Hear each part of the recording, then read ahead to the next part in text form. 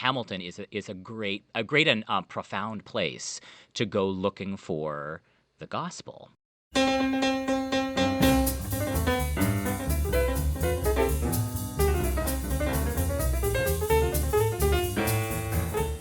This is the Gospel of Musical Theater, a priestly look at some of your favorite musicals, with your hosts, Cathedral Deans and Musical Theater Queens, Nathan LaRude and Peter Elliott.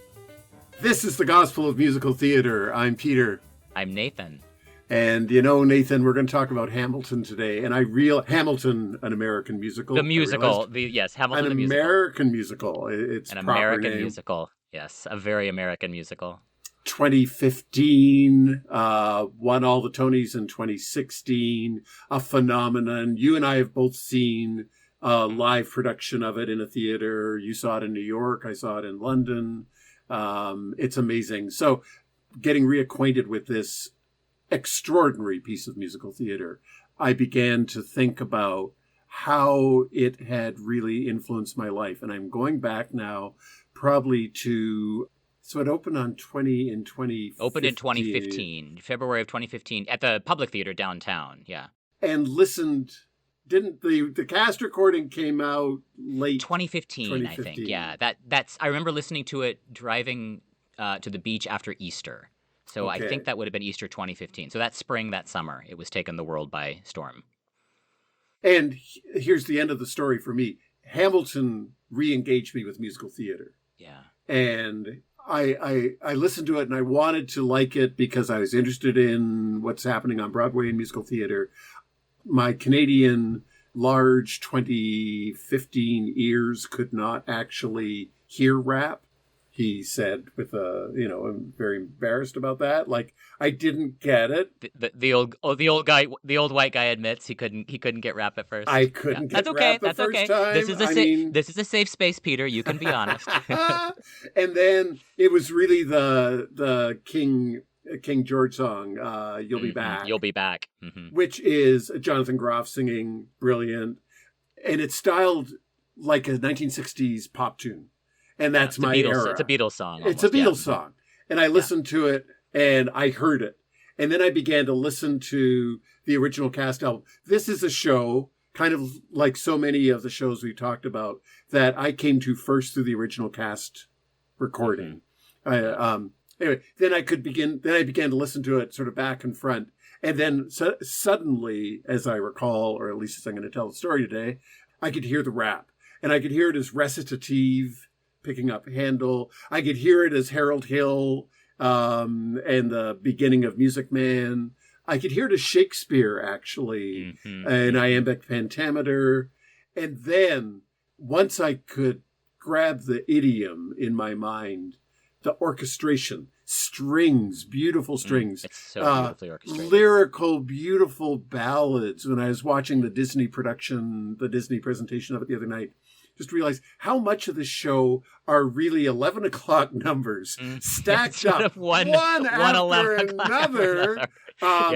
Beautiful duets, amazing solo pieces, just extraordinary. And then the emotional impact of it. And then 2016 happened and we were suddenly moved from the Obama era with its soaring rhetoric and its aspirational heights into the reality of a Donald Trump election win, which just felt devastating, even to a Canadian. For some, liberating for others. Well, speaking personally. Sure, and of course, then this was the music that sustained me in a kind of hopeless time.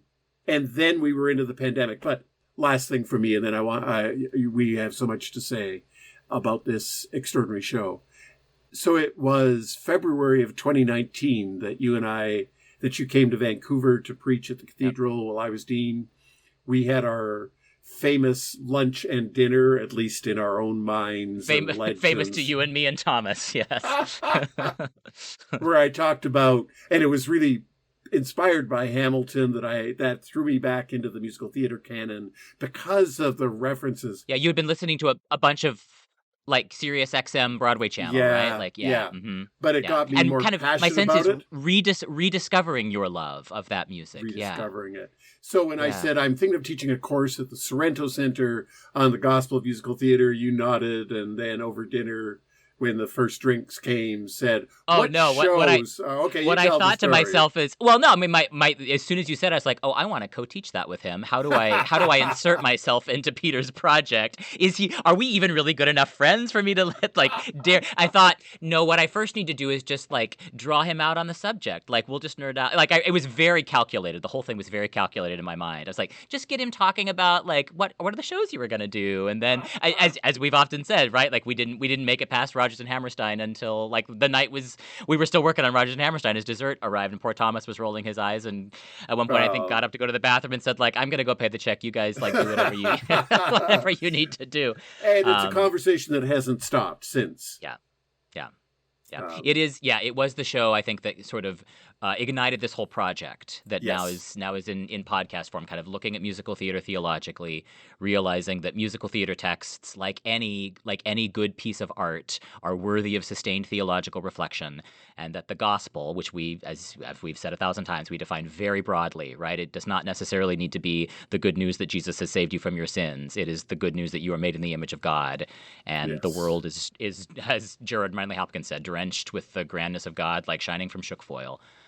That we're looking for that in all kinds of art, and Hamilton is a great and profound place to go looking for the gospel in some interesting, but in some complicated ways. The show, in some ways, now I love the opportunity now to kind of look back 10 years now at where the world has been since 2015, where you and I how our paths have kind of changed since 2015, where our congregations were in 2015 and are now, where the church was and is, where America, Canada was and is. The show has... my sense is there was, obviously Hamilton was a phenomenon when everybody was listening to it. It was the Hamilton of its day. It was the Hamilton of its day. It was huge. The Obamas loved it. The Obamas championed it. Michelle Obama said it's the greatest piece of art I've ever seen. It encapsulated its moment, won all the Tonys, won all the Oliviers, and then there was a backlash, a pretty intense backlash. Some of that was Lin-Manuel. I mean, some of that was what happens when something becomes a darling, which is inevitably then, right? And Lin-Manuel Miranda became a little bit of the face of the backlash. He began being parodied in ways that were sometimes a little unfair and sometimes a little fair.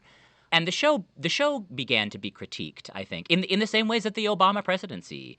We started to ask, having a black man as the president of the United States actually didn't solve racism. And there was a lot of things that got maybe, I don't want to say papered over, but there was a packaging of, what do we want to say? Civil rights is not quite what I mean. A non-monolithically white world being packaged for white people and made palatable for white people. And my sense is there were some critics, mostly critics of color, who felt that Hamilton was not helping the cause, but patting, we might say, well-meaning progressive white people on the head and saying, I'm okay, you're okay. Love is love is love. Deep down, we're all the same. Right. So there's the critique of taking the story of the founding fathers of the United States of America and casting it with African-American, non-white actors. And that seemed revolutionary at the time. And it was saying Lin-Manuel Miranda, when he spoke at the White House, because they did a section of it at the Obama White House, said that Hamilton embodies the world's the word's ability to make a difference. Stories matter. And so by recasting the story, by placing people of color in the roles of, it was talking about the world can be a different place. This was kind of an aspiration of the Obama presidency. We can do it differently. Yes, we can. All of that stuff. Well, sort of. Although I think the critique is what you're doing is just telling the same old white story. You're just placing people of color in the, and that, I mean, I don't know if that's a fair critique. This is not the place to discuss. Is that a fair critique of Barack Obama? I don't know. The critique of Hamilton is you're not actually telling the quote-unquote real story, or you're not interested in a complicated story about the American Revolution. Sally Hemings appears as a character for about 10 seconds. She dances a little ditty. It's actually Ariana DeBose who plays her, which is interesting. Yes. She was in the chorus before her career blew up. Ariana DeBose is in the chorus of Hamilton, and she plays Sally Hemings. And for 10 seconds in the Act 2 opening number, Mr. Jefferson's Coming Home, we are not telling the more complicated story about Thomas Jefferson having sired children by the enslaved, what was she, the half-sister of his wife? I mean, that whole kind of complicated, so like the more, we sort of gesture towards the fact that Washington and Jefferson and Madison all owned slaves, but we never talk about it, and none of their slaves are on stage. It is still a story about white men and the white women who love them. They just happen to be cast with actors of color. And then the musical and theatrical idioms that you can't cast white actors in those roles. At least I don't think you ought to right now, because what they're being asked to do is rap and hip hop and styles of musical. Those are characters of color, right? They're not just white characters being played by non-white actors. They are now characters placed in, but the story of America that we're telling is still basically the white people's version of the American Revolution, which is that, it was about freedom fighters seeking to be emancipated. And yeah, they were vaguely aware that there were other people who, I think George Washington even says, not yet. We're aware that when we say freedom for everybody, we don't really mean everybody. We certainly, and the show doesn't ignore that, but there's not a lot of interest in complicating that story. It's still basically the white story of American progress, American optimism, American gospel. I think I'm going to put it in that framework, right? This is the American gospel, which is that freedom is always, right? Freedom is good. And as long as we have freedom, everything's fine. And basically, we're all the same. This is a classless, raceless, genderless society. Now, you and I know that's not true. And America, we have ways of complicating that story. But Hamilton is not, at that level, a particularly complicated story. It's a pretty traditional story about America, about the American Revolution. And it's, in some ways, using hip-hop is the musical idiom. But in every other way, it's kind of a classic Broadway show. It really is. It's basically just Broadway. Right? Yeah.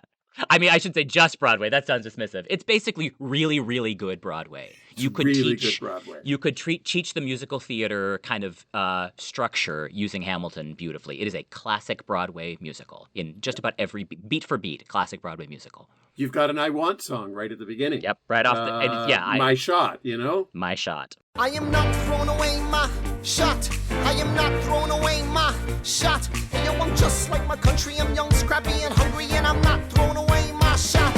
I'ma get a scholarship to King's College. I probably shouldn't brag, but dag, I'm amazed and astonished. The problem is I got a lot of brains, but no polish. I gotta holler just to be heard with every word. I drop knowledge. I'm a diamond in the rough, a shining piece of coal, trying to reach my goal. My power of speech, unimpeachable. Only 19, but my mind is older. These New York City streets get colder. I shoulder every burden, every disadvantage I've learned to manage. I don't have a gun to brandish. I walk these streets famished. The plan is to fan this spark into a flame. But damn, it's getting dark, so let me spell out the name. I am the A-L-E-X-A-N-D-E-R.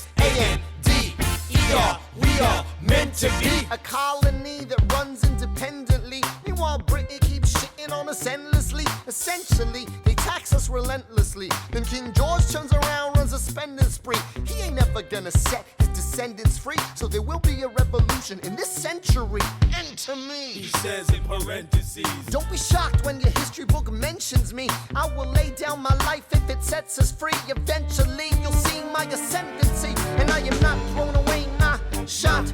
I am not throwing away my shot. Hey, yo, I'm just like my country. I'm young, scrappy, and hungry, and I'm not throwing away my shot. I am not throwing away my shot. I am not throwing away my shot. Hey, yo, I'm just like my country. I'm young, scrappy, and hungry, and I'm not throwing away my shot. It's time to take a shot.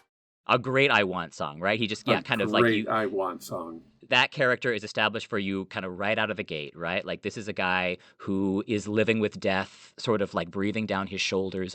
Both he and Burr kind of sketch for you very quickly the trauma of having, of being orphaned, we might say, right? Having basically everybody who loved you died by the time you were 12.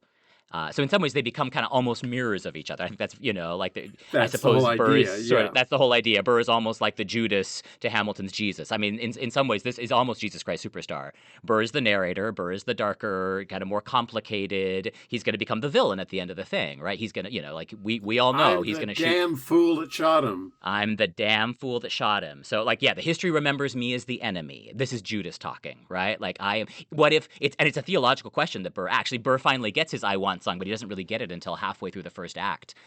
Wait for it. Wait for it. Yeah, wait for it. Where he almost says, like, is my destiny in history to be the catalyst in this other guy's life? Like, am I going to be remembered for my associations with Hamilton? Hamilton doesn't hesitate. He exhibits no restraint. Takes and he takes and he takes and he keeps winning anyway. Changes the game, plays and he raises the stakes. And if there's a reason he seems to thrive and so few survive, then goddammit, I'm willing to wait for it. I'm willing to wait for it. Life doesn't discriminate between the sinners and the saints. It takes and it takes and it takes and we give it anyway.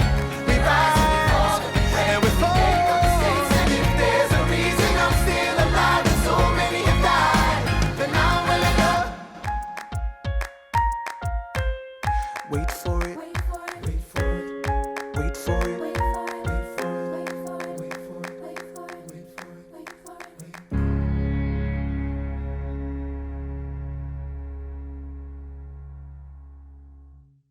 Wait for it is extraordinarily theological. Love doesn't discriminate between the singers and the saints. It takes and it takes and it takes. And we keep loving anyway. We laugh, we cry, and we break, and we make our mistakes. This is about grace at some level, too. Yeah. And if there's a reason I'm still alive, well, everybody around me has died, I'm going to wait for it. Now, Hamilton could ask the same question, right? He is also asking that everybody around me has died. He has this sense of, like, I mean, I suppose like an iron snatched from the burning, to use Wesleyan terminology, right? Like, my life, no one can figure out why I'm alive. I shouldn't be here. People who didn't even know me paid money to get me out of the Caribbean and get me to New York to go to school, right? Because of and he says, I wrote myself out. It was just the power of the pen. I read everything I could get my hands on. I educated myself. So, words, creative act becomes kind of Hamilton's doorway into what is my life meant to be. I'm so, history has its eyes on me. He has this sense of being called, we might say, right? Like he's a man on a mission. He's a man with a vocation, doesn't really understand why he's alive, and has this sense of, like, death could be at any moment, my life could be taken from me. So this sort of indefatigable drive that this guy carries, and Burr responds to a lot of the same circumstances, but with an entirely different sensibility, right? Like, there's got to be a reason I'm still here, and until that reason is made clear, is revealed to me, I'm gonna wait. Well, yeah. The notion of revelation of Christian, I mean, it's a deeply Christian show as well. Yes. Hamilton wrote a hymn when he was still in the West Indies, apparently. He returned to church at the end, and we'll get more about that. But the themes of it, the overarching themes, are theological. They're about shame and guilt and grace and forgiveness, equality, idealism. I mean, Christian, I'm using scare quotes around that in a kind of conventional way. So it's a show that appeals to a white audience, of a white Broadway audience. I mean, it's not a show that is uncomfortable on the great white Christian way. Yes. At all. Yes.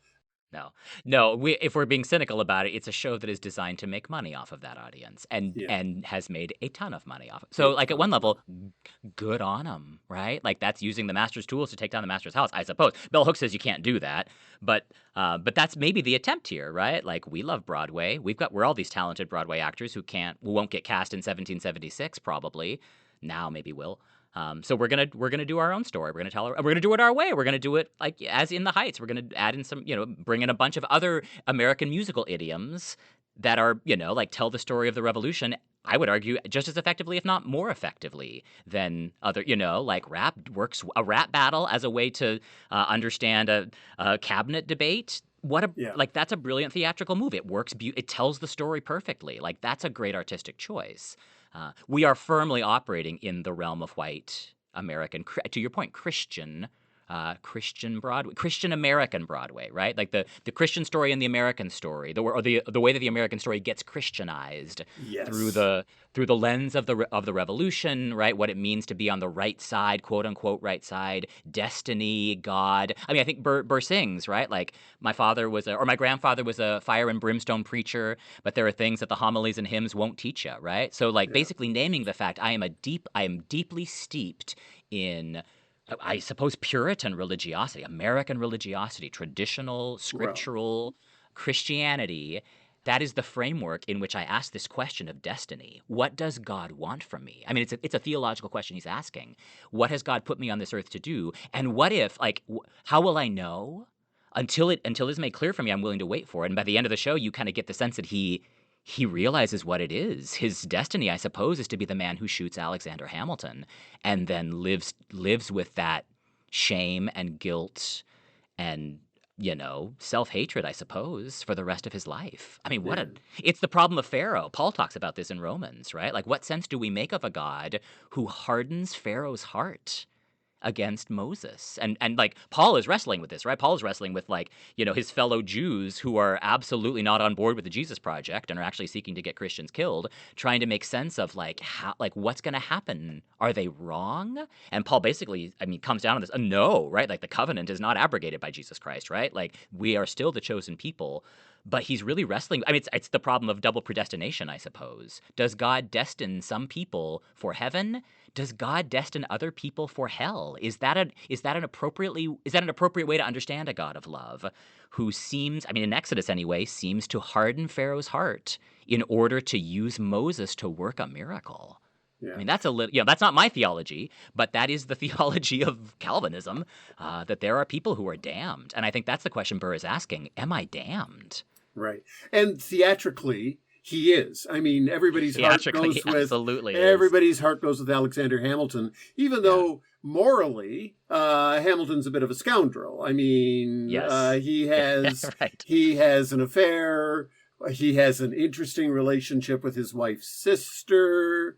I mean, interesting is an interesting way to describe that relationship, but yes, it is very interesting. And even with all that, and even a kind of workaholism that it depicts, an absence from his son emotionally and so forth, at the end, you end up, I don't want to get too soon to It's Quiet Uptown, which I think is one of the most amazing songs written, one of the most affecting moments in theater that I've ever witnessed. So just think about Miranda, and I wanted just to say the shadow side, I think, of Hamilton and its celebration of the American spirit, the can-do sense, and its roots in Christianity. The shadow side of it is Christian nationalism. Right. This is soft Christian nationalism, which the show is not particularly interested in. The show is absolutely trafficking and using that framework. America is a special nation, beloved of God, with a unique vocation to the world. This is Puritan, right? Like this is the city upon a hill. It's soft American nationalism. Most of us, it's like I was raised with a version of this. Like most of us who grew up white in America, and I think not just white. This is the American narrative that we were handed, and kind of to a certain degree, like this is the narrative that Barack Obama built a whole coalition on. Hope was right. Like we didn't have to sketch out too minutely what hope meant. We all knew what he was talking about. We especially knew what he was talking about as a black man, shaped by the black church tradition, shaped by Martin Luther King, shaped by that that trajectory of justice. It is a holy mission that he was inviting us to feel ourselves a part of. And I think for a lot of us, it felt like a way to name what we felt God wanted for us in our country. So at one level, it's like, yes, that is nationalism. Is it good or, it's like we're all on some version. I understand nationalism is it's more of a, it's not a binary, right? It's not like you switch it on and off. It's on a spectrum. It's on a continuum. Yeah. And my sense is like just about all of us who were raised with some form of a Christian and an American identity have some soft forms of Christian nationalism baked into us. So our work gets to be, like noticing them, pulling them out, to be examined. Like how has this shaped me? Do I still is this a helpful thing to hang on to, or is it time to kind of rethink some of these ideas? I think it is. I think a lot of Christians are having to do a lot of interesting work right now in terms of thinking about what the end game of some of those theological ideas ends up being. It begins to look like Make America Great Again. It begins to look like Donald Trump. Yeah. But like that starts, we might say, with Barack Obama. And everything that he has inherited, that we have inherited, in terms of thinking of ourselves as a nation with a holy mission. And Hamilton mirrors that back at us, right? This is sacred land. America is a sacred project. Yeah. So interesting that this show continues to spark the conversation, a deeper conversation about national identity, about purpose, about race. Came across this quote, a keynote address that Miranda gave about the power of theater. He described two important moments that live theater offers. And I think this is into our project. Moments of transcendence and moments of action. Moments of transcendence and moments of action. And in so many ways, Hamilton does both. So if I can just gush for a minute about the theatricality of Hamilton, it's brilliance. And I'm so glad, by the way, that the filmed version of it is the stage play as opposed to broadening it out and doing making a movie out of making it. a movie out of Which it. will probably happen at some point. It'll This thing is probably happen. it's a juggernaut. Yeah, they'll figure out a way to make money off of it. But yeah, I with you, I'm so glad that the stage show is preserved on film. And it's just watching it again the other night. It's basically an empty stage, very few props, and actors. It's a dance show. Everybody is in motion all the time. All the time, pretty much. And you get battles enacted. This is to the idea of moments of action. You have a sense that you are near the Battle of Yorktown, for example. You have a sense that you're at the ball where Alexander Hamilton meets Eliza for the first time. And in a brilliant theatrical moment, that whole scene gets done twice. Right, gets replayed, yeah. Replayed, extraordinary. So you've got these moments of extraordinary action that draw, keep the audience awake, draw you into the show. And then nobody ever just stops to sing in Hamilton, right? No. It is not a plant and bark show. It all propels. Every song moves into the next one. There's, by my count, 23 songs in both acts. In each act? Yeah. Well, so we're going to talk about every one. Everybody buckle in. No, we're not. We're not going to get anywhere near. The amount of music that you get and the variety of music that you get in this thing. It's almost sung through. There's not really a lot of book scenes in Hamilton. It's almost all arias and recitatives. I think it is sung through. I think there's a couple little short interstitial things, but yeah, basically it's a sung through piece. It's extraordinary. And then so these moments of transcendence which break through the action and provide the power. Where everything stops, moments where everything goes. I mean, in the eye of a hurricane, there is quiet for just a moment. I mean, he even names a couple of those moments in the lyrics, right? Where, I mean, one of them is the moment where Hamilton gets shot. Maybe we want to come back to that moment. But several moments where everything on stage stops and we just focus on one emotional moment for a character or a couple characters. Which in the context of a show that is otherwise constantly moving, constantly in motion, constantly high energy battle scenes, those moments have so much power because they're coming out of this, huge amount of action and noise and swirl and excitement. Well, supremely, Eliza's song "Burn." I was going to say Eliza gets a couple of them. Yeah, she's sort of in some ways, she is the quiet center of the show. I think it's so interesting. It's like, who's the main character of Hamilton? Well, it's obviously Alexander Hamilton, although Aaron Burr makes it, right? Like, he's sort of the shadow main character. He gets it gets all this stuff, his moments a couple beats later. He's also our narrative. But Eliza actually is the character who finishes the show. Like, she's the final image. I want to get back to the final image where that's putting the cart before the horse. But she is the calm center in so many ways. Now, at one level, it's like, I don't know. I have a lot of Do you have a lot of questions, Nathan? Well, of course I do. Like, is that?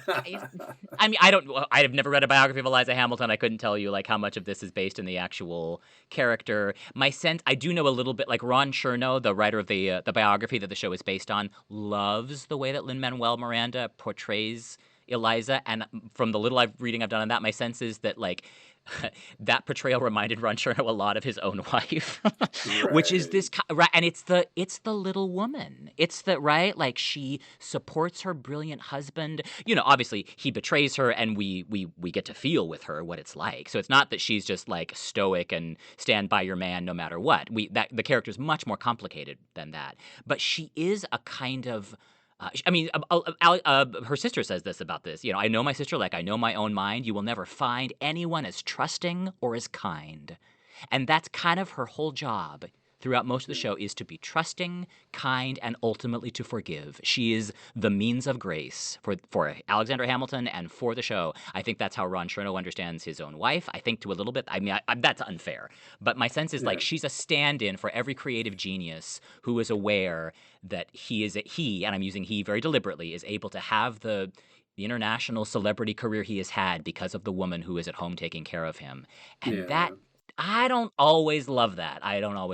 What I love about Eliza, I hear everything you're saying, is I think in Burn, you get a sense that she, I mean, it's not just stand by your man. She is pissed right off at Alexander Hamilton with good reason. Yep, she's betrayed. Well, she's also deep in grief for the death of her son. I mean, you know, it's like it's not just a woman. Oh, is that happening when she sings Burn? That's before. That's right. That's true. Burn is when she's burning the letters. You're right. And that's what makes the death of their son so tragic. Even more tragic. That's right. You're right. Her son, in some ways, is stand by your man. He's in the duel because he wants to defend his father's honor. And meanwhile, we have heard her sing what betrayal. I'm erasing myself from the narrative, yeah. What betrayal has done to her. I saved every letter you wrote me. From the moment I read them, I knew you were mine. You said you were mine. I thought you were mine. Do you know what Angelica said when we saw your first letter arrive? She said, "Be careful with that one, love. He will do what it takes to survive." You and your words flooded my senses. Your sentences left me defenseless. You built me palaces out of paragraphs. You built cathedrals. I'm rereading the letters you wrote me. I'm searching and scanning for answers in every line, for some kind of sign. And when you were mine, the world seemed to burn.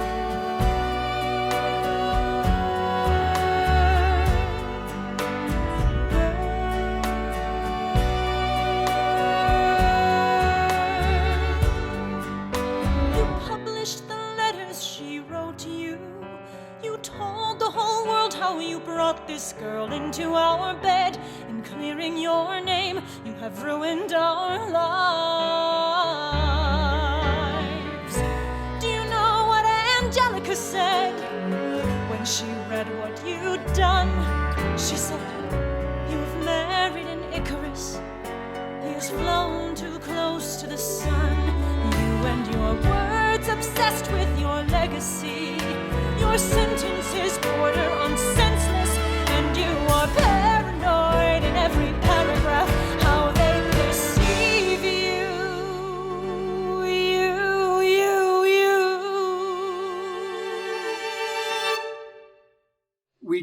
We don't get that song from Hillary Clinton after. I mean, we don't. I'm just imagining Philippa Sue in a blonde wig and a red suit dress doing it as Hillary Clinton, and just kind of loving that image. No, we don't. We don't get that kind of emotional honesty.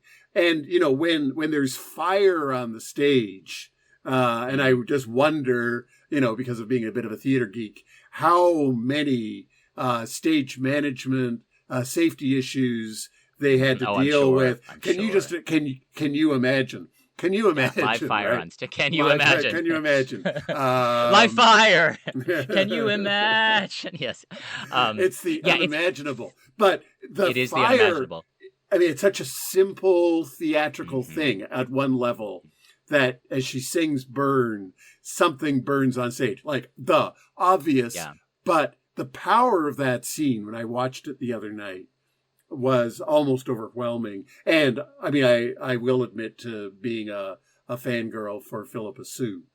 She's incredible. She is an incredible actor. She is. Part of what makes her incredible, in my view, is she holds back. Like, she listens well, she holds back. But when her power comes out, as it does in that scene, and of course at the end, and in It's Quiet Uptown, Lin-Manuel Miranda acts well, but Philippa Soo acts circles around him. Yes, she does. She is and some of that is the performance of Philippa Soo, right? Her performance in some ways does kind of hold the whole show together. Yeah. Without a strong actor in the role of Eliza, you're missing something significant from the show. She's really got it, and some of it is that deep stillness. There's only a couple places where you see her weep, sob, and they're significant moments. In Burn, barely. I mean, she really holds it together through most of the. There's grief and anguish for sure, but she is keeping a tight lid on it. And some of that does feel to me like that resonates as a right. Like what would the experience of a woman be in 1791 when your husband has a notorious affair and writes about it and publishes? It's like a divorce is not really an option. Yeah. Like for all outward appearances, you've got to figure out a way to make this work. So in some ways, like that stillness and that compression does feel historically accurate to me, and heartbreaking in a certain kind of way, right? So like what are her choices? What are her options? They're not meant. She can erase herself from the narrative. She can refuse to let other men scrutinize her reaction. No one will ever know what I felt. That is her tactic, and it's chilling. And then at the end of the song, she says, "I hope you burn." And I think, like we're meant to hear that, right? I hope you burn with anguish for this. I hope you burn with regret. I hope you go to hell and burn in the pit fires of hell, you bastard. I think, we hear all of the depth of her betrayal and hurt. In that it's a great song. And when Philippa Soo does it, it's an incredible still moment of and then sets up so well then what's going to happen. I mean, you could have done that in such a different way. I mean, I'm thrown back to Eliza Doolittle in My Fair Lady, who sings "Show Me." Another Eliza, "Show Me." Show me. Like just this burning anger bursting out of her. Whereas Burn is this quiet, simmering, righteous indignation, but not in any way. It feels so genuine and authentic. That's what I'm trying to say. Oh, this is a total. But just for a minute, because I would love to. Philippa Soo has played Eliza Doolittle. I know that's a role that she. I mean, she's a soprano, right? She's a good Eliza Doolittle. I would love to hear a mashup of "Show Me" and "Burn" because both of them are about women pushing back at wordy. Don't talk of stars. Don't talk at all. That's what Eliza Doolittle says in "Show Me." All. Right? Like words. I'm so sick of words. I get words all day through. First from him, now from you. Is that all you blighters can do? And that's Eliza's picking up that trajectory, right? Like you write yourself. When you first courted me, you built me cathedrals with your words, and now you're doing the same thing for yourself. And my only option is to erase myself from the narrative. I want no more words. You will not get my words. I am going into deep silence. What an interesting juxtaposition of two different ways of women who are responding to men in their lives who are gaslighting them at every opportunity, and their tactic is to shut up. Yeah, I mean it's chilling. It's chilling. So let's move then through the death of Philip, and just to talk about Philip for a moment, the son, in a duel and. Shit, I just don't understand the world where people take pistols and duel. Like, what a world you're looking at. Conveniently, here. Peter, there's a song for you. It's called 1, 2, 3, 4, 5, 6, 7, 8, 9. It's the 10 Duel Commandments. 1, 2, 3, 4, 5, 6, 7, 8, 9. It's the 10 Duel Commandments. It's the 10 Duel Commandments. Number Number 1. The challenge demands satisfaction. If they apologize, no need for further action. Number 2. If they don't, grab a friend, that's your second. Your lieutenant, when there's reckoning to be reckoned. Number 3. Have your seconds meet face to face. Negotiate Or negotiate a time and place. This is commonplace, especially between recruits. Most disputes die and no one shoots. Number 4. If they don't reach a peace, that's alright. Time to get some pistols and the doctor on site. You pay him in advance, you treat him with civility. You have him turn around so he can have deniability. 5. Duel before the sun is in the sky. Pick a place to die where it's high and dry. Number 6. Leave a note for your next of kin. Tell him where you've been. Pray that hell or heaven lets you in. 7. Confess your sins, ready for the moments of adrenaline. When you finally face your opponent. Number 8. Your last chance to negotiate. Send in your second, see if they can set the record straight. Which is, I think, a song that exists solely to walk us through, like, look, here's what you need to know to understand the world of dueling, which is such a specific cultural thing. And then you got to understand it to understand the plot of Hamilton. I think that song does it so brilliantly. But yeah, it's a weird world. It's a weird world. And just while we're just a pun with duel, one of the conventions of Hamilton is to have actors play two roles. So the son, Philip, plays, the name is gone from Arthur me. Lawrence. Arthur Hamilton's Lawrence. best friend and possibly lover. There's been historical questions raised about his relationship with, which the show doesn't really. I think Lin-Manuel Miranda and what's his name, Anthony Ramos, who plays. Yeah. I think they're aware of that because there's a couple places where they sort of share a look, and you're like, okay, they know what they're doing. But we're not telling that story. That's fine. We don't need to tell that story. But yes, Arthur Lawrence, I think, is the name. Or no, Arthur Lawrence is a playwright, but it's a Lawrence. Yeah. And then Hamilton's best friend. Lafayette and Jefferson. and Jefferson are doubled as well. Mm-hmm. Yeah. And Hercules Mulligan and Madison, James Madison. Yeah. So also doubled. And Peggy Schuyler and Mariah Reynolds are also both doubled. So lots of which is great doubling. I watching it this time, just seeing Peggy in the Schuyler Sisters song where Eliza and then she does and Peggy and watching her face, the actor who plays her, it's younger sister not able to get between these two, annoyed. I saw more, maybe I was just more aware of it watching it this time, how she draws a bit of a caricature, but the actor actually does a good job. Oh, yeah, well, because she knows her big number's coming up in the second act when she gets to be sultry Mariah Reynolds. And, I mean, here again, right, like Hamilton, you've got Eliza, the virgin, the virgin stoic. You've got Mariah Reynolds, who's basically just a prostitute, it's a great number. It's, I want to say no to this is the Say song. No to This. It is in terms of advancing narrative and giving you an affair and also giving some sense of the psychology that led to that, the sexuality of it. I hadn't slept in a week, I was weak, I was awake. You've never seen a bastard orphan more in need of a break.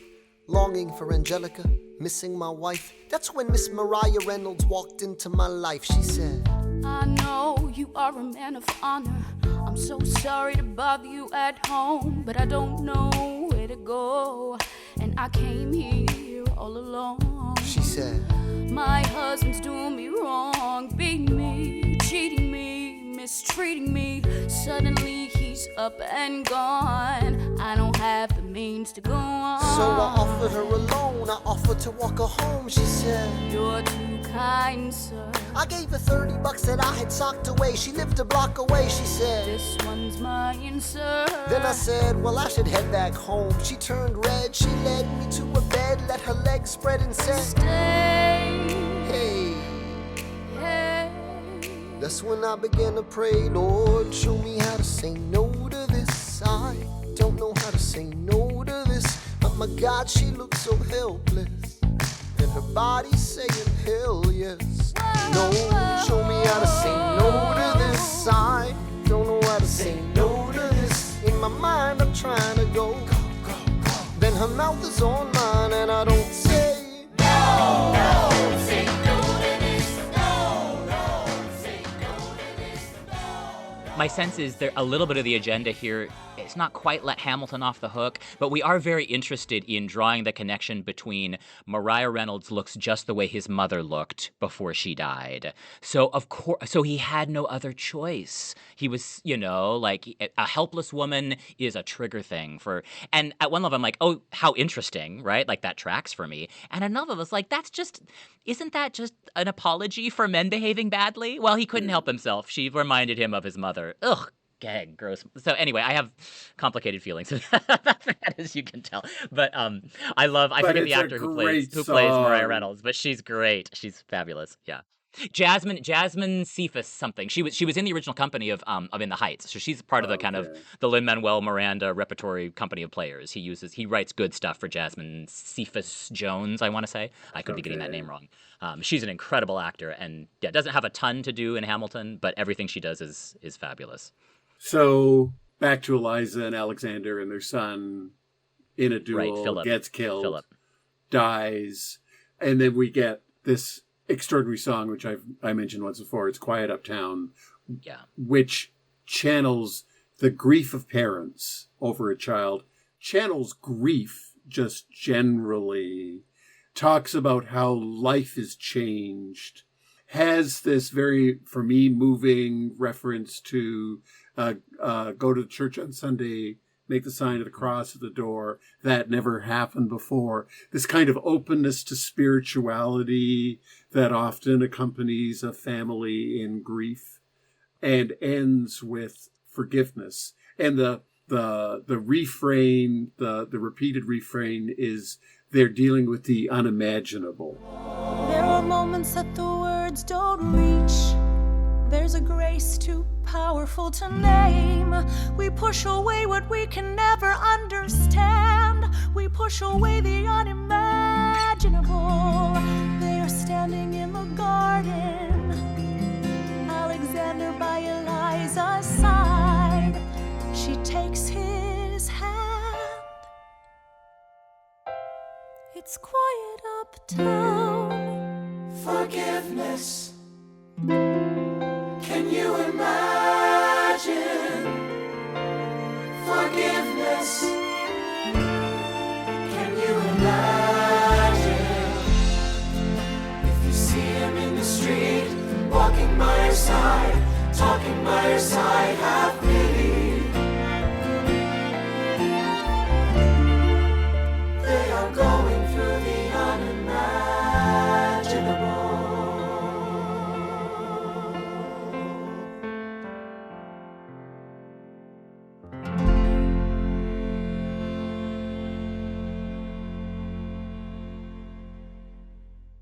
It's probably the best song in the Broadway canon I know about grief. There's not a lot of, sadness, heartbreak. Yeah. We've got This Nearly Was Mine. I think there's some beautiful ballads in the Broadway tradition. Empty chairs and empty tables. Empty chairs and empty tables. Yeah. And that starts to move more out of heartbreak and I lost my great love to I have lost my friends. Hamilton then moves us to I have lost a child and my relationship with my spouse, which is never going to be the same again. We are going through the unimaginable, which is that we have lost our child. And even worse, it's like, he would die defending his father's honor against with the allegations that his wife knows to be true. She says when she, runs to Philip's bedside, Alexander, did you know? And he absolutely knew. So, not only did he cheat on her and then write about it in the press, he essentially caused their child's death, or at least was the occasion for it. Didn't stop him. The layers of horror there are, as the song says, unimaginable. And so, how appropriate to hand the song to, the eldest Schuyler sister, whose name has just gone out of my head. Come on, Angelica. Angelica, yeah, she gets to sing it, and she gets to narrate the. They're standing in the garden. Alexander by Eliza's side. She takes his hand. It's quiet uptown. Can you imagine forgiveness? Can you imagine forgiveness? And oh my God, it is a beautiful moment. It's such, and you've been in the theater when that has happened. my sense is it is, it's like you see it coming, and on paper, the chorus singing forgiveness, can you imagine? I'm like, oh, that's so clunky. But when you're in the theater experiencing it, it is, who doesn't weep in that moment? Yeah.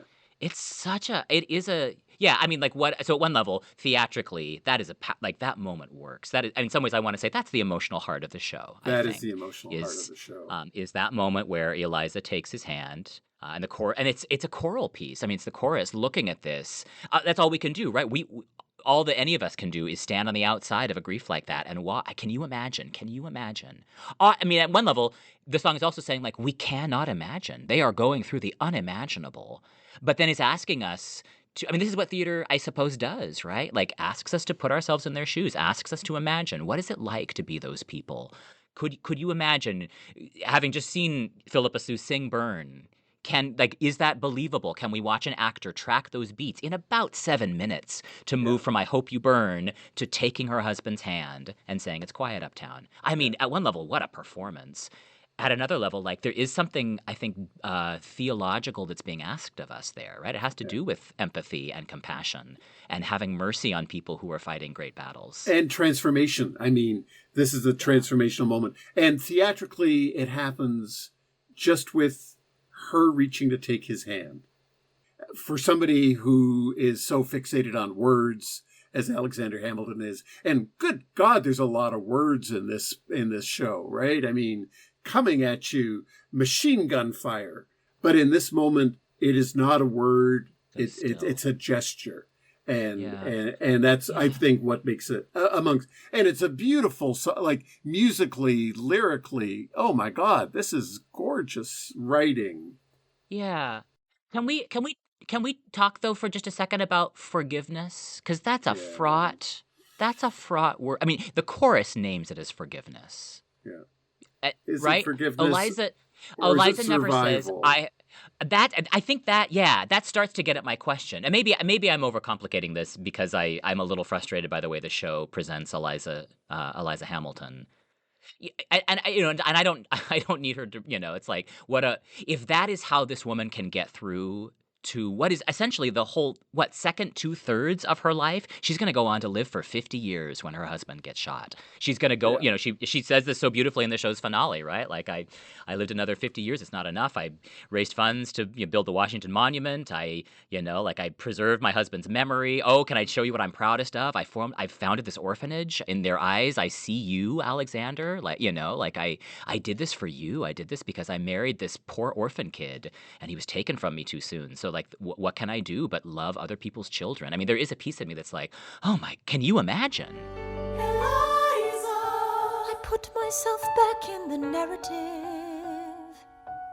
Eliza, I stop wasting time on tears. I live another 50 years. It's not enough. Eliza, I interview every soldier who fought by your side. She tells our story. I try to make sense of your thousands of pages of writings. You really do write, but you're running out of time. I rely on Angelica. While she's alive, we tell your story. She is buried in Trinity Church near you. When I needed her most, she was right on time. And I'm still not through. I ask myself, what would you do if you had more time? The Lord in his kindness, he gives me what you always wanted. He gives me more time. I raise funds in D.C. for the Washington Monument. She tells my story. I speak out against slavery. You could have done so much more if you only had time. And when my time is up, have I done enough? Will they tell your story? Forgiveness, is that the name we give to that? Sure, at the level of, right, like she figured out a way to stay in relationship with the man who had deeply, deeply, deeply hurt her, chose to lay aside the vindictiveness that she had every right to feel, and probably at some level or another, I'm sure there were complicated feelings there. And yet chose to operate out of a different script. I suppose, to a certain degree, for a means of survival, that was how she was able to live her life. So yeah, forgiveness. There's always a little bit of that when the chorus, she takes his hand. It's quiet uptown. They all chime in. I'm always like, oh no, I don't need you to tell me right? Don't tell me what to feel. And at another level, theologically, I think, oh my God, Lin-Manuel Miranda, way to take us all the way to church. and Yes. and use the emotionally freighted theological word. Like, name it. Give us an image. Like, and at one level, I want to say, like, that's Hamilton maybe at its theological best, which is Right. that actually maybe that's a better way to watch forgiveness happen, which is not, I have forgiven you, and we're never going to talk about this again because we've moved on. That's not what Eliza, I don't think, is saying in that moment. Right. I mean, the connection between forgive and forget gets so hardwired, I think, in our brains. I mean, number one, the play does not allow us, the show does not allow us to forget the infidelity, the hurt that Alexander inflicted on Eliza. And I don't, now I'm reading in, but I don't get a sense that her forgiving Alexander Hamilton is her forgetting her wound. No. Right? No, it's a way to, without being defined by her wound. I think in some ways it's a there's some self-protectiveness there. This is how I continue to live my life. And that grief can do something to heal some relationships. I don't want to be too general about it, but there is, I mean, probably like you, and I mean, I've been out of the practice of ministry for 5 years now, but I mean, I've buried some scoundrels, some bad actors. And did you say nice things about them at their funeral? Everybody said nice things about them at their funeral. Mm-hmm. Like there is, is death. And I think we need to talk about Alexander Hamilton's death here too. Yeah. And I'm interested in this, and I'm not suggesting it, but is death the ultimate absolution? In death, we return to the nothingness from which we come, or the eternity from which we come, depending on how you want to do that. In death, we're all reduced to the same fate. Death doesn't discriminate between the sinners and the saints. It takes and it takes. And we keep loving anyway. We live and we die and we make our mistakes. Yeah. I mean, Burr really kind of sketches out for us the theological underpinnings of this. It's a traditional Christian narrative, right? Like, I mean, in the traditional Christian narrative, what happens to Alexander Hamilton at the end? Like he's meditating on that bullet as it flies towards him. That kind of beautiful, kind of unmetered. I mean, I want to say Shakespearean soliloquy he gives. What if this bullet is my legacy? Legacy. What is a legacy? It's planting seeds in a garden you never get to see. I wrote some notes at the beginning of a song someone will sing for me. America, you great unfinished symphony you sent for me.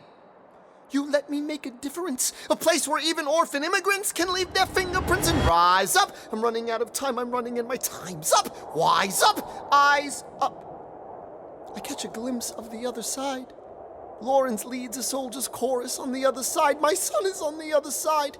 He's with my mother on the other side. Washington is watching from the other side. Teach me how to say goodbye. Rise up, rise up, rise up, Eliza. My love, take your time. I'll see you on the other side. Raise a glass to freedom.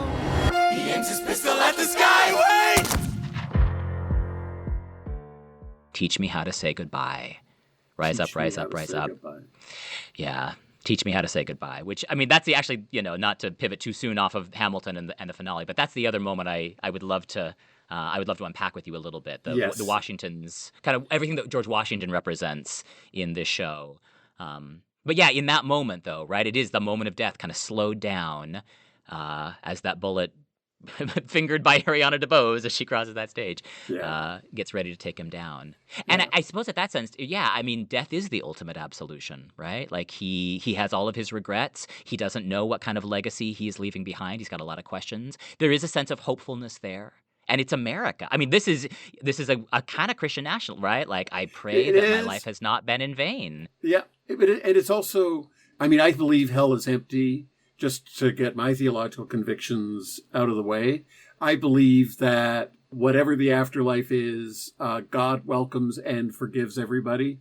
Like, I'm an unrepentant universalist in terms of my own theological view, and I think Hamilton, the American musical, holds up that kind of universalism. I mean, I think it does, yes. Aaron Burr goes to heaven. Well, we don't know that. Or he doesn't get a white outfit at the end of the play. I mean, yeah, the show doesn't press on this point at all. I always notice that moment, right? At the finale of Hamilton, it's like all of the actors who have been in their underclothes, like all the chorus has been in these white corsets, and I mean they're very hot, so I don't complain about that. But like they're all kind of back in their whites, and all the characters who have died are in these beautiful colonial all white they're angel clothes, right? Except not Eliza, because she hasn't, not Angelica, because she's still in her pink dress, and not Aaron Burr, he's still in his black coat. So I don't know. I mean, if the image so maybe this is the time to talk about the very last thing that happens in Hamilton, right? So the chorus is, they're singing about his legacy and all the different people who Eliza comes out, the chorus once again, Eliza, like every time she walks out, they have to name her. Like you guys. But then she gets to deliver basically the eulogy. She delivers the eulogy at the end of the piece. I founded an orphanage. Hamilton doesn't sing in that final number. He's there. Right. They kind of circle each other a couple times. They make eye contact. And so you expect that what's going to happen is that he's going to hold out his hand and she's going to see him like he saw all of the people that he had lost in his final. You expect that what you're going to get is Eliza's deathbed, which is when Hamilton comes to her and like Les Mis. Her. Yeah, like Les Mis. That's what you expect. But instead, he does. They make eye contact, and then he turns her around. She faces the audience. She breaks the fourth wall. She gasps, and the lights go out. So what is that? What is that? I mean, what I want to say is, actually, I think maybe this is the show at its most theological astute, which is that, I mean, I suppose because she has forgiven Alexander Hamilton, her vision of the afterlife is actually not stepping into her husband's embrace again. It's seeing her husband and then stepping into the embrace of the beatific vision. I think she sees God, which I suppose is probably the great love of Eliza Hamilton's life, right? Like that, the little that I know about this character, she was deeply devout and deeply religious. And I think the one who met her was maybe, her husband, sure, and her son and like her sister. I mean, all the people that she loved.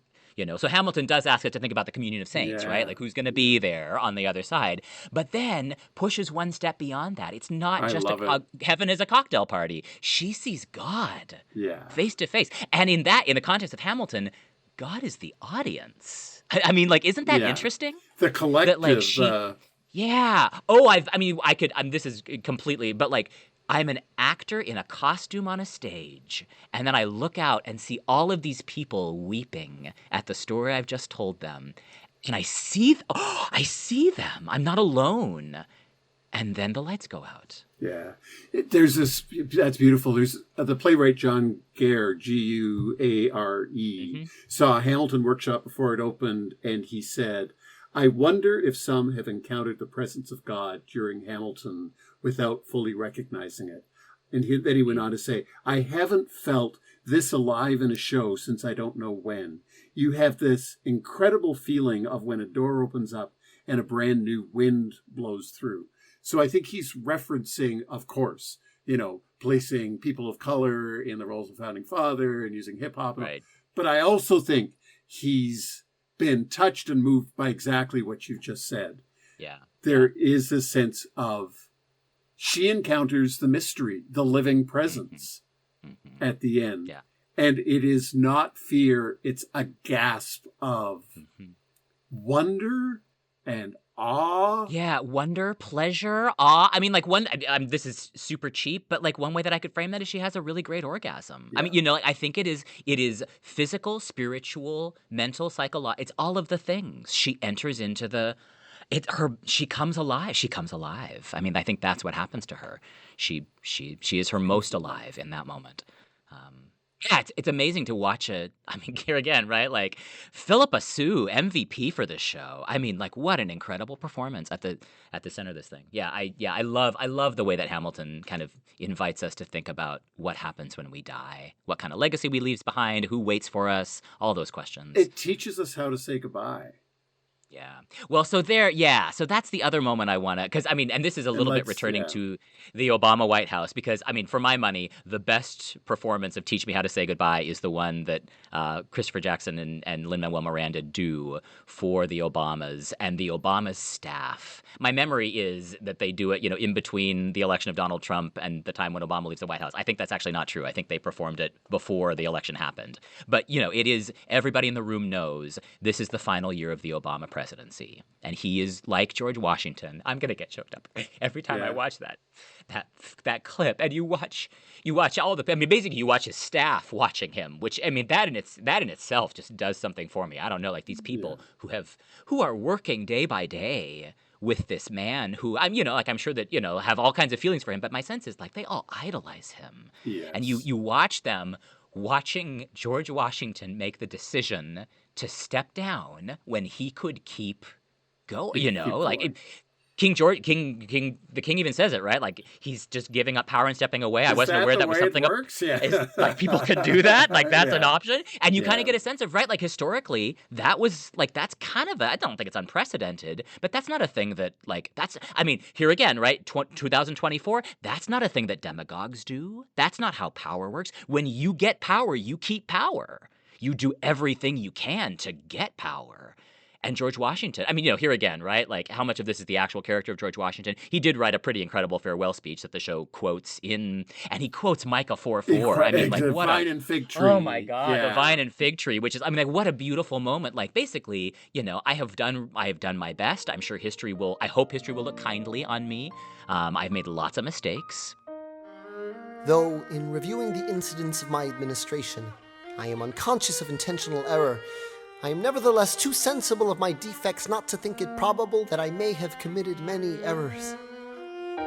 I shall also carry with me the hope that my country will view them with indulgence, and that after 45 years of my life dedicated to its service with an upright zeal, the faults of incompetent abilities will be consigned to oblivion, as I myself must soon be to the mansions of rest.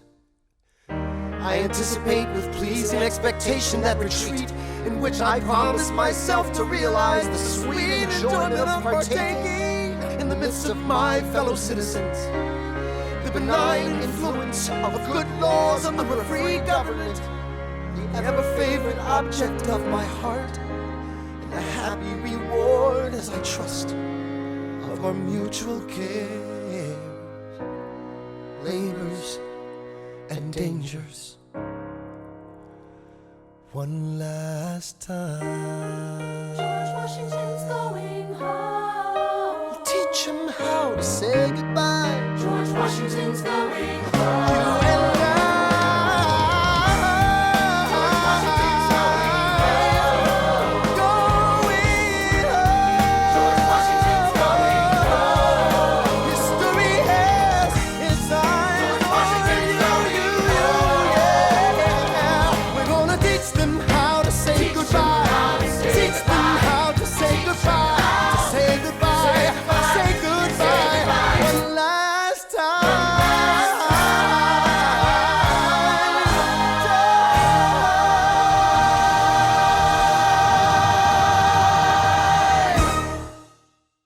You and you watch, like Barack Obama really not shed a tear. But, like, how can, it's such a public performance of what it means to a president watching a president. I mean, what a fascinating, a president who's getting ready at however old he's hardly 50 to take a step away and say goodbye. And doesn't Washington sing something about being put into oblivion? Like, there's this as whole I myself sense... will soon be, consigned to the mansions of... I mean, I think, I'm going to die pretty, like at some point I'm going to die. Yeah, at some point I'm going to die. And so, I mean, I think Hamilton traffics in this, begins to invite the audience. I think it's why, I mean, one of my dear friends who I introduced Hamilton to, like, she started listening to it because I was so enthusiastic about it, and then saw it in New York before I did. I was jealous forever. But she said she started crying at the beginning of the second act and didn't stop. During Thomas Jefferson's coming home. I know, but her point, I think, is, there comes a moment in the second act, and I really think it is when George Washington says goodbye.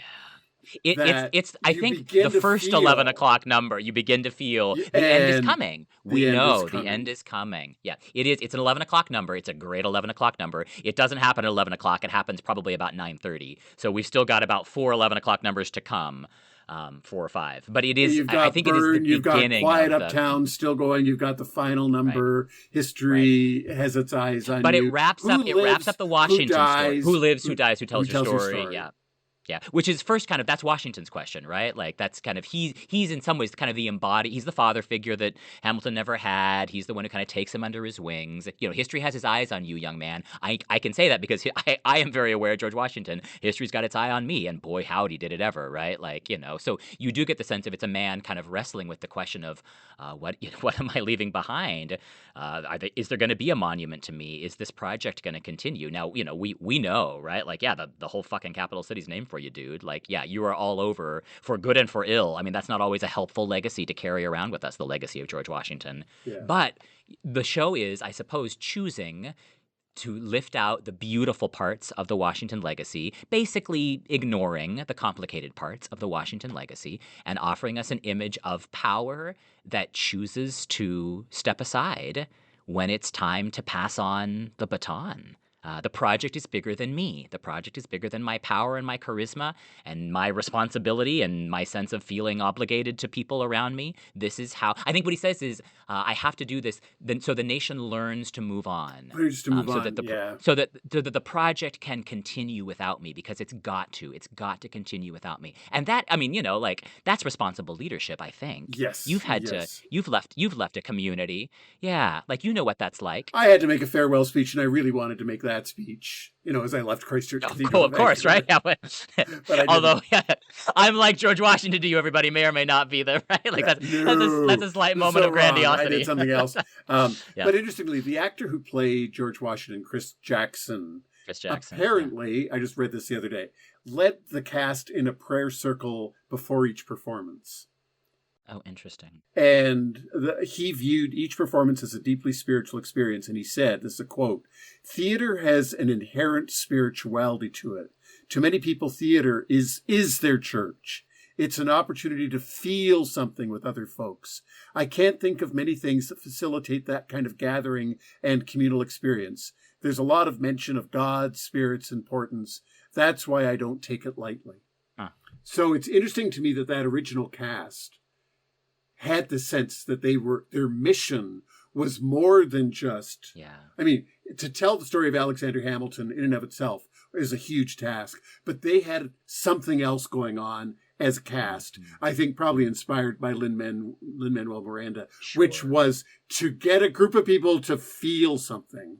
Yeah, sounds like a little bit pastored by Chris Jackson. And George Washington is the priest in the show, almost in a Rodgers and Hammerstein sort. I mean, he gets climb every mountain. He's the Reverend Mother. In Rodgers and Hammerstein, it's always a contralto. So Lin-Manuel Miranda is putting a man back in the priest role, whatever.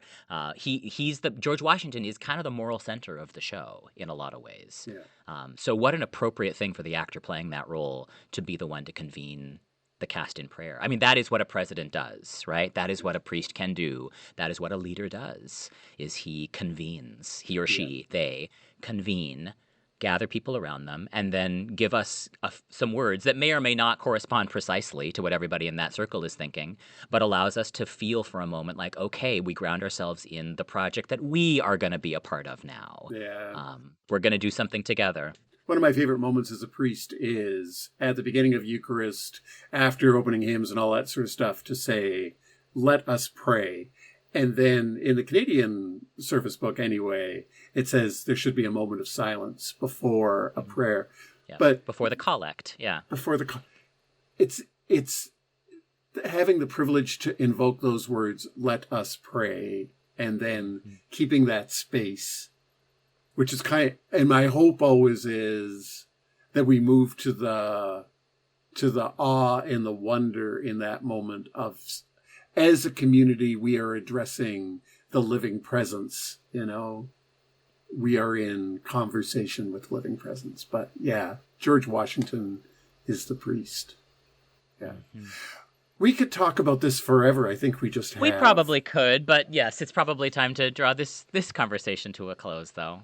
And we don't know how this conversation is going to land in history. We don't. No, we're recording this before the 2024 elections in the U.S., although the Canadian provincial elections have happened, and you're dealing with the extended aftermath of that. Extended aftermath, and still hopeful.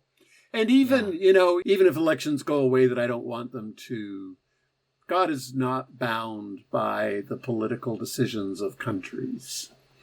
And it may call for greater resistance, greater witness, deeper witness, being vigilant. Let us not throw away our shots, huh? No, and I guess let us pray. Yeah, let us pray. Peter, what a privilege it has been to. Oh shit! I didn't expect to get this teary. But it's been a real privilege to. We don't know where this podcast is going next. No. That's maybe. But what a journey we've been on, Nathan. But what a journey we've been on. What a journey we've been on, and what a way to sum up, at least for this series of podcasts. Yeah. I can't imagine a better musical to end with. Not a bad place for two queer white guys to end our trajectory than a show that, despite all of the criticism, fair and unfair, it has gotten over the last 10 years, we still both just unashamedly love. So it's been lovely to share our deep love of this show and all the other shows like it with you. Thank you for all this wonderful conversation. Until next time. Until next time. The Gospel of Musical Theater is a production of Trinity Episcopal Cathedral in Portland, Oregon.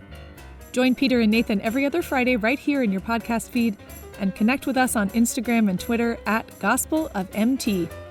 Learn more and support us at trinity-episcopal.org/podcasts. See you next time.